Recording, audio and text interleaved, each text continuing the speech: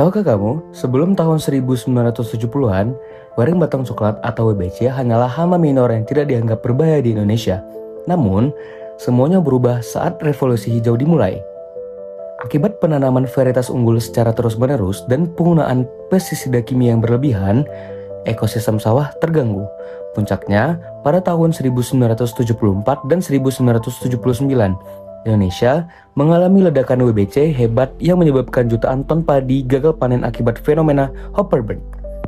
Pemerintah merespon dengan varietas tahan seperti IR64, namun wereng terus berevolusi. Hingga pada tahun 1986, keluar Inpres nomor 3 yang sangat bersejarah. Pemerintah melarang 57 jenis pestisida berbahaya dan memperkenalkan sistem pengendalian hama terpadu atau kita singkat PHT. Kini, tantangan semakin berat. Bukan hanya menghisap cairan batang, WBC juga menjadi vektor virus kerdil rumput dan kerdil hampa. Ditambah iklim kemarau basah, populasi wereng tetap menjadi ancaman utama kedaulatan pangan kita. Wereng batang coklat mengalami metamorfosis tidak sempurna yang terdiri dari 3 tahap utama, yaitu telur, nimfa, dan imago. Siklus hidupnya dimulai dari telur yang diletakkan secara berkelompok pada jaringan tanaman padi, yang mana ini biasanya akan menetas pada waktu sekitar 6 hingga 7 hari. Setelah menetas, wereng memasuki fase nimfa awal. Pada tahap ini tubuh nimfa berwarna putih kekuningan dan mulai aktif bergerak di sekitar batang padi untuk mencari makanan. Fase nimfa berlangsung sekitar 7 hingga 10 hari. Selanjutnya, nimfa akan berkembang menjadi nimfa akhir dengan ukuran tubuh yang lebih besar dan warna yang semakin kecoklatan. Pada fase ini, wereng semakin aktif menghisap cairan tanaman padi. Tahap terakhir adalah imago atau wereng dewasa. Wereng dewasa memiliki tubuh ramping dan kecil dengan ukuran sekitar 3 hingga 4 mm. Warnanya bervariasi dari coklat muda hingga coklat tua.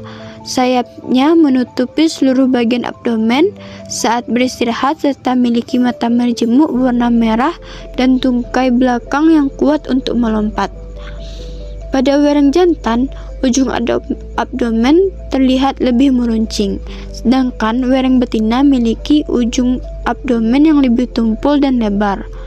Wereng dewasa mampu berkembang biak dengan cepat dan menyebabkan peningkatan populasi dalam waktu yang singkat. Wereng batang coklat atau Nila parvatalugens merupakan salah satu hama utama pada tanaman padi di ekosistem persawahan. Serangga ini hidup pada tanaman padi sejak fase persemaian hingga fase matang dan umumnya ditemukan pada bagian bawah batang yang memiliki kelembaban tinggi. Selain pada tanaman padi, wereng juga dapat bertahan hidup pada gulma dan vegetasi lain di sekitar lahan sebagai sumber inang alternatif. Wereng batang coklat memiliki kemampuan berpindah dengan cara melompat maupun terbawa angin, sehingga penyebarannya dapat terjadi secara cepat. Perkembangan populasi wereng optimal pada suhu berkisaran antara 25 hingga 30 derajat Celcius dengan kelembaban relatif 70 hingga 90% serta curah hujan yang tinggi. Wereng batang coklat cenderung menyerang tanaman padi pada fase vegetatif, khususnya pada umur 10 hingga 40 hari setelah tanam. Peningkatan populasi dipengaruhi oleh kondisi lingkungan yang lembab, penanaman padi secara terus-menerus, penggunaan pupuk nitrogen berlebih, serta aplikasi insektisida yang kurang tepat. Populasi wereng umumnya meningkat secara bertahap dan dapat mencapai puncak pada minggu ke-8 hingga ke-12 setelah tanam. Sekarang kita akan membahas tentang bagaimana cara wereng batang coklat atau Nila parvatalugens menyerang tanaman padi.